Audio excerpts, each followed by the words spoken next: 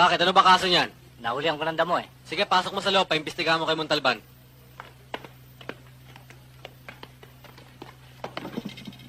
Montalban, O, ano yan? damo na naman yan eh. Pinahirapan ako niyan eh. Ikaw nang bahala dyan ha. Iwanan mo na yan. Maghintay ka. Oo. Pangalan, 1, apelido. 2, 3. 1, 2, 3. Saan ka nakatira? Numero ng tahanan mo. 4562 Street. 4562 Street. Corner 8910 Avenue. Corner 8910 Avenue. Puro numero ito. Pasinyo gobyerno, sila naglagay eh. Talagang kayo, wala na kayong pagbabago.